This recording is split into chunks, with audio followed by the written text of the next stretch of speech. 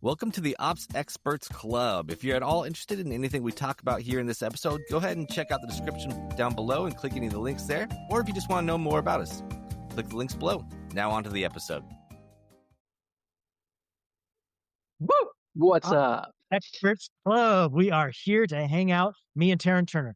How's the day going, Terryn Turner? It's good. It's definitely not boring. It's not boring. So I want to start this whole show off with saying ops is not boring. Terryn and I were talking about it today, and we're looking through the content. And I asked Terryn, I'm like, Terryn, is what we do just boring? And Terryn said it's not boring. Like, it's not boring because we're giving you answers and solutions to how to make life better for yourself. I think when it gets boring is two different things. Is if you keep ramming your head against the same wall, right? I think then, and maybe some of you that do ops for people and you're working with a visionary and you think, man, we are just stuck. I feel like Groundhog Day. I feel like it's like Bill Murray and I'm just over and over and over hearing the same thing. I think you've got to break that loop, right? Whatever it takes, even if you got to sacrifice yourself, like, and step in front of the train, like you got to break that loop. It can't just be like a closed loop of just visionary just shouting into a microphone and everybody's like, oh my gosh, turn down the volume.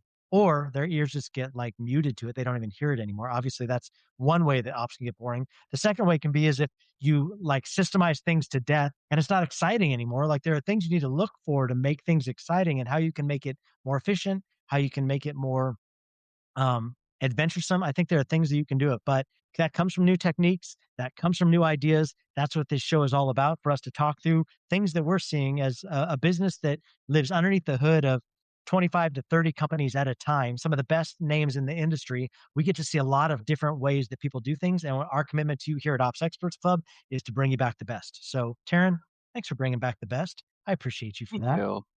Yeah, I appreciate it. It is definitely not boring, but everybody's got a Monday, and sometimes you just get drowned in, all right, gotta get the weekly updates, gotta get in contact with the team, gotta see how everybody's doing, gotta get my meetings scheduled for the week, gotta get ready for my trip I'm taking for annual planning for a client. Annual planning.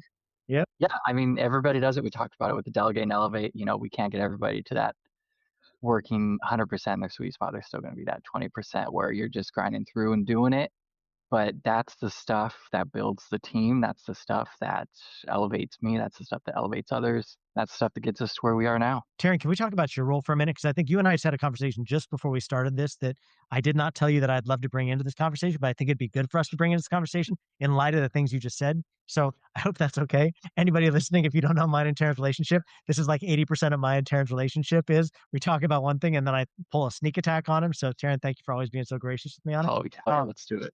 So we talked about on your accounts a lot of times, because you're top of the food chain for Collab team, you're part of the leadership team with Collab team. That means you're carrying a lot of different accounts as a primary on the account. You have secondaries that work underneath you, and then we push work back into the team behind that. But a lot of times for the primary, the work can feel really exciting at the beginning, but then you get into your rhythms where you have delegated and elevated, right? Like you have elevated yourself up by delegating things down. And then some of your role feels a little bit boring sometimes because you're just like maintaining people. Are they getting their stuff done? That doesn't necessarily engage the wheels of your mind on like figuring out intricacies and pain points and problems. And so I think it's really important for us here at the Collab team is like, how are we continually picking up new work that Terryn can get in the middle of, use his brain, SOP stuff out, line things out for people, and then pass it down? Would you say that like that's what's going to keep you engaged is how can we continue to pick up new work? And how do we raise up people underneath us that can kind of backfill Terryn's old work? And then that gives them something they're excited about, and it gives you something you're excited about. Would you say that's pretty much how it works for you? Yeah, I think so. I think I'll just always feel like Sisyphus pushing that rock up the hill, and once it's up there, just let go and rolls back down, and I start all over. And it's not a bad feeling, because when I'm rolling it back up the hill, it's a new client, it's a new pain point. Actually, it's not a new pain point; it's the same pain point with a new face and different tech stack, but it's all fun and games. I just think that probably the thing I'd like to bring to note to everybody is that's listening. I do think there's an element for all of us where you need to have like a new mountain to conquer, or something new that you can come up against where it re-engages a part of your mind so that it doesn't just become the same end over end every single day. And Terryn and I have had a lot of very honest conversations about how do we make sure that you're staying engaged in the things that keep you engaged, right? Like how can we make sure that like it's very important to me as the leader of Collab team to make sure every single person within Collab team is doing something that excites them, that like fills up their tank, that gets the juices going. Like there are things for all of us that make work work, right? Like that is maybe it's not the thing that you love most, but as long as that's not the majority of what you're doing and there is still that fresh excitement, I think that fuels people to be able to get through the things that may come off a little more mundane or be a little bit less exciting. Would you agree with that? I think that probably if you're listening today and we talk about some things today, we're going to talk a little bit, we're going to deep dive a little bit on recruiting, especially overseas. But I will say, as we consider these different things, be asking yourself today, are there things in my job that still keep me excited? And if not, are there things that I can pass down to create real estate on my plate that I can then go chase with that new piece of real estate, that new piece of time real estate you've given yourself, that carve out? Now that you've passed things down, you know now have room to take on new things. Take on new things that make you excited. Take on new challenges. Take on things that are going to keep you engaged, because otherwise operations can tend to slog if you're not careful. But I think new and challenging yourself is really the key. So, Terryn, we're talking about recruiting today. We do a Yes. lot of recruiting here at Collab team. Every primary on any of our accounts has a recruiting project going in there at one point or another in the life cycle of Collab team. And it's something that I think we really do well because we don't charge a percentage. A lot of, I think for me, sometimes that gets under my skin a little bit is recruiting companies or businesses that take a large percentage of annual income once they find you somebody. Sometimes that doesn't feel fair. Sometimes it feels just too big. And so what we'll do is we'll come in and say, hey, it's just part of our retainer. Let us step in and hold space where you have gaps, create a job description, SOP out, set up standard operating procedures for the things that need to get done, and then go recruit for you.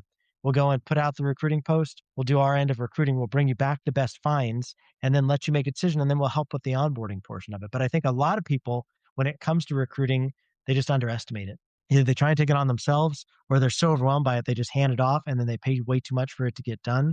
And I think that they leave a lot of opportunity on the table to do it better. Mhm. Maybe do you want to walk people through from your perspective how it goes for our recruiting projects? And then specifically, we hear a lot about people saying looking overseas, going overseas for jobs.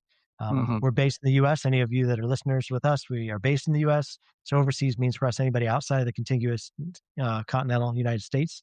But Terryn, maybe give people like, what do you receive on a Monday? Updates from our recruiters. How are they building that? How are they going out to find it? And how do you feel like we do with recruiting projects in general? Yeah, for sure. And I think one thing to note here is that a lot of people are referencing recruitment just via AIs or algorithms, and those do the bulk of the work, and they search for keywords. And if people hit keywords, they move forward. If they don't hit the right word, they get pushed aside by the computer. And it's definitely not what we do. So we actually have the team, and they will verify, or they'll look through all the applications themselves and put aside the top ones that fit the job description requirements. And from there, ask a set of questions to narrow them down even more. Sometimes that's as all you need to narrow it down is just to ask questions, because you'll find a lot of people just won't even respond. They're just sending in applications everywhere and then aren't following up with the applications they send. But the responses there then get filtered down again to, all right, let's set up an interview. And then when they're filtered down again to, all right, we recommend these ones. So every week I'll get an update from the recruiter on our team. It'll show, okay, applications received, candidates vetted, interviews scheduled, interviews conducted, candidates recommended. And so it'll just go from like 100 to 50 to 10 to 5 to 2. Yeah. So they took 100, now they're recommending 2. Yeah. And I think, I mean, I would say whether it's with us, no matter how you're doing recruiting, I really feel like, in my perspective, it's the best way, right? It's most honoring. I have kids, right? All my kids are like in their 20s now. And I think that like when my kids are applying for jobs, there's nothing more disheartening for kids than to put out a bunch of applications and never hear back from anybody on anything. You know what I mean? So I think like honor the applicants, go through their stuff, make sure it lines up. Obviously, it's got to line up with the job you're posting, right? But if they line up, then push out questions to those people and then honor them by responding back to them, right? And I think that our team does a good job at that. And then in the interviews, we have sets of questions broken down by job descriptions. There are some industries where they're doing mass interviews. Maybe they'll interview 10 people at the same time. I think that depends on the kind of business that you have. We don't do a lot of mass interviews like that. We do one-to-one. So we'll set up a one-to-one interview. It may take 15 minutes to a half hour. We'll barrage you with the first set of questions, depending on how you make it through the gauntlet of those questions. Then we'll escalate you to potentially a second interview with still somebody on our team, or sometimes we'll pull in a client representative to sit in on that call to determine, is this a good fit? But what we're looking for eventually is finding the matrix of what's going to work best for the client. Some clients are very specific on, they have to have industry experience in very niche industries, right? Like it's got to, they know, have to, if they're a salesperson, it can't just be that they've sold tech or sold a SaaS product. It's like, no, no, no, they have to be somebody that sold online education tools at a high ticket level for X players, and then they'll list maybe half dozen players that were looking very specific. Well, that's a much more difficult, much more niche down recruiting project that could take us a really long time. Other people are like, no, no, no, this role doesn't need to be that specific. Maybe it's more entry level. So we can cut that down. You get a lot more applicants. Like Terryn said, a very typical recruiting project with us could be 100, 150, 200 applicants that come in, shaking those down to the best top or eight or 10, do those 8 or 10 interviews, shake it down to the best 2 or 3, and then keep going to market for other ones if that's not fitting the fancy of the client. So I think that honor your people, ask the right questions. Terryn does a great job of putting people through a gauntlet of like trials. Once we get even down to those final candidates, like putting them through some kind of trial of asking them how they would handle certain things and letting them bring back answers to very niche down job descriptions. Like, can they do this job truly? A lot of times Terryn's hiring for tech, right? So do they know Infusionsoft? Ask them very specific questions on how they would handle certain situations. How would they handle this funnel integration? How would they handle, like, just asking global questions on how the tech connects and automations, and then getting down to, does this person really know what they're talking about? And then usually for at the very end, I'll usually put them through a Colby, putting them through some sort of like personality test. Are they going to match up with the person they're working with? Colby's great because you can put them up against the Colby A and a Colby B. Or sorry, I think it's a Colby A and Colby C, like the leader versus the applicant, and are they going to mesh well once we've established that they've got the right skill sets? So I think having some sort of personality test, I think that's super important too. Terryn, talk to us about, I feel like we've had a lot of people come to us lately and say, hey, we'll just hire a VA to do that. Hey, we'll just hire a VA to do that, virtual assistant, which typically, well, Terryn, maybe you line out what that typically means for people. Yeah, so they want to get somebody cheap. Let's, That's what that means. let's break it down to simple. Yep. It's good. Yeah. So there is a nice pool of people willing to work now that a lot of companies are going remote, Yep. and most of all of our clients remote don't have physical locations. And so you're able to source not just high-end specific jobs. People have been outsourcing entire companies to, India or other places or their whole departments. But you can now actually outsource an individual role to somebody looking for something who's not part of a company or doesn't have to go join the local call center in their town. And so there's websites that have really made that easier to find these people and apply, post jobs, and pay these people. Some of the ones we're using right now, they facilitate payment as well for no fee, just because it helps create that trusting network of being able to pay somebody in the Philippines really easily, which you might not be set up to do if you've never hired somebody internationally. So that's what you're looking for, is how do I get somebody with maybe not the same caliber, but similar caliber to what I'm getting now, but for a lot cheaper. Yeah, I think that probably something to really note here is, um, first off, there's a couple different kinds of VAs that you can get, places you can get virtual assistants. I know that the Philippines has historically provided a ton of virtual assistants that are amazing. We've worked with some truly, truly incredible virtual assistants that have come out of the Philippines. I think that with the Philippines, some things that you have to take into consideration is they're not anywhere near your time zone if you live in the Western Hemisphere. Like if you live somewhere in North America, they're not on your time zone, and they're off by quite a bit. Like their nights, your days, your day. There's a miss there. Some companies will insist that Filipino workers are actually going to work their hours, which is tough on a family. It's tough on them as people because they're working their nights to be able to be up your days. And I think you got to be really careful of that. Other people really love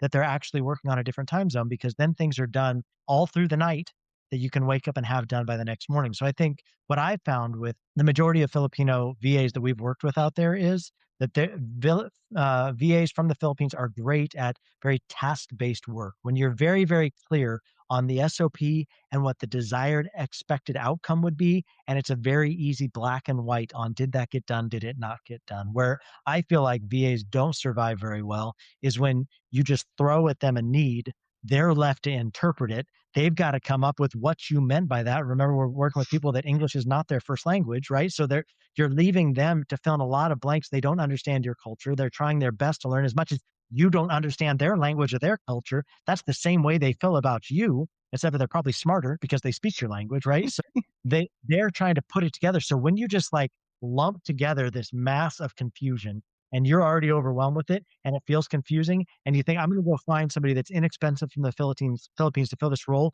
and you just huck a ball of crap at them.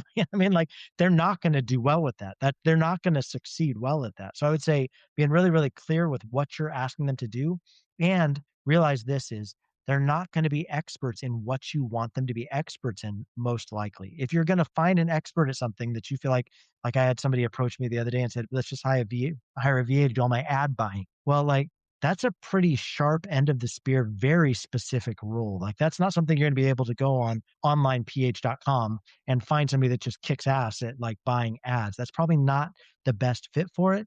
But Terryn, maybe you could give an example of some of the things you've been lately looking for VAs to do for you, because I think that you've been in the middle of a couple good VA searches. Yeah, I think it's really good to find people in customer support. That's usually where people start. Online virtual customer support, responding to emails and chat, being able to just utilize um, macros and canned responses, and Yep. not much layers needed beyond that. Data, any type of data work. Okay, we just need Yep. people to build out reports for us, copy and paste data, download reports, compile things. And those are the type of things that are great and done overnight.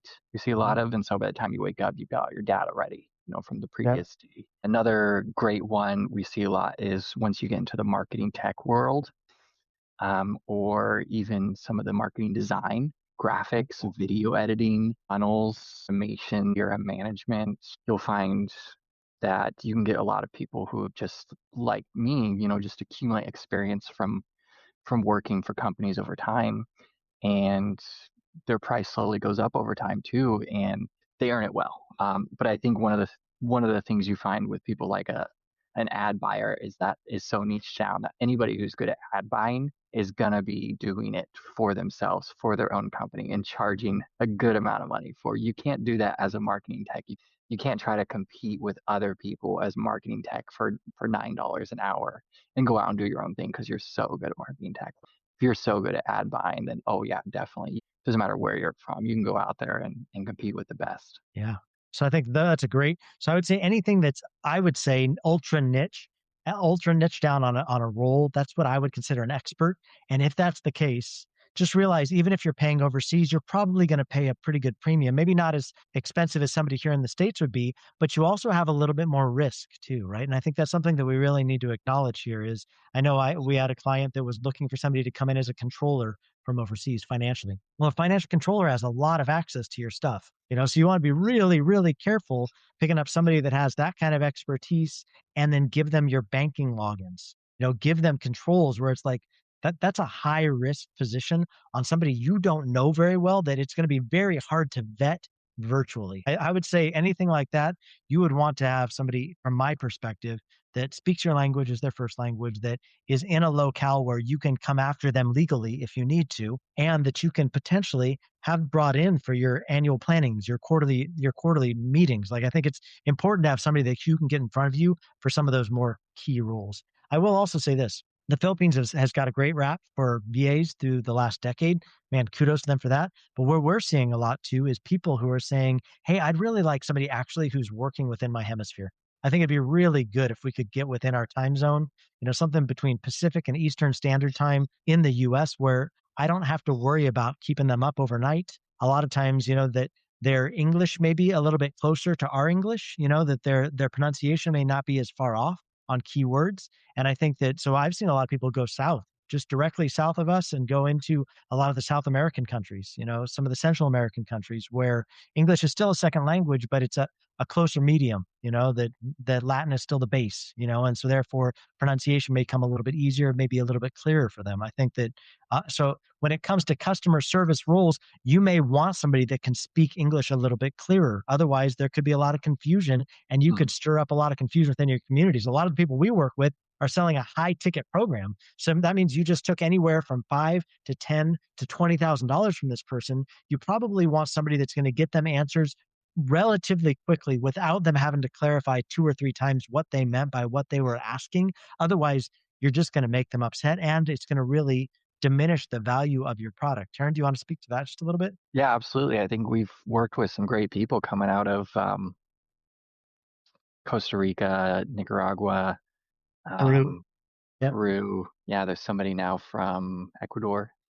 Yep. That's where she's from, Brazil. So yeah, there's definitely been a surgence of that, and it's a great way to stay within your time zone or similar time zone. It might differ by a few hours, but so does the U.S. We work with East Coast clients all the time. Still try to get me up at 6 a.m. for a meeting, and it's not happening. Um, Shoot. yeah, but that's a great point to remember too, and that's why you really got to think about what you're using them for. And some of them do have really good English, which is perfect if you Yep. want to use them for that. Some of them not so well, and that's fine if they're building funnels or designing graphics. And usually written communication is even better than spoken communication for them too. Yep. No, that's a really good point. Written communication versus spoken is a great point. And you know who I feel like does it really, really well? And just a shout out to one of our clients that I think does this whole end of things really, really well is Dr. Darius Daniels. I feel like their team is just such a stellar team.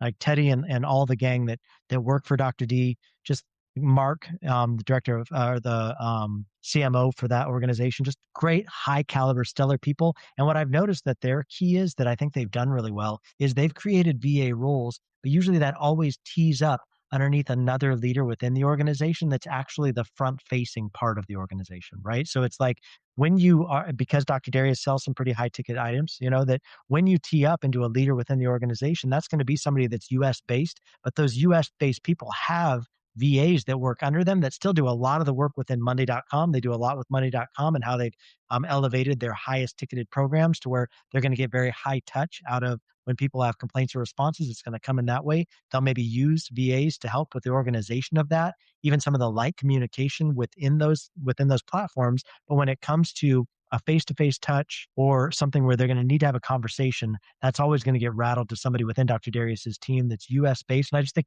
super smart. So be thinking about even the Mhm. framework of your organization. Where are you plugging in the best players to do the best role? And I think that's something we should all be looking at in our org chart is who's best suited for this role. For sure, let's determine what the efficiencies are. And could we possibly find this role to be done someplace less expensive? I think that's a great question to ask, but don't put impossible situations on people who that's not going to be the best fit for them. Mhm. You're going to be frustrated. They're going to be frustrated. Likely it's going to damage your brand performance in the marketplace because they're going to realize that you've cut corners on areas that you probably should have thought a little bit better about. So I think it's just so important to be asking yourself, what are you hiring for? What's your hiring process? Who's the best one to fill that? Is it somebody that's local to your locale? Is it somebody that's overseas? And then what Mhm. kind of overseas are you looking for?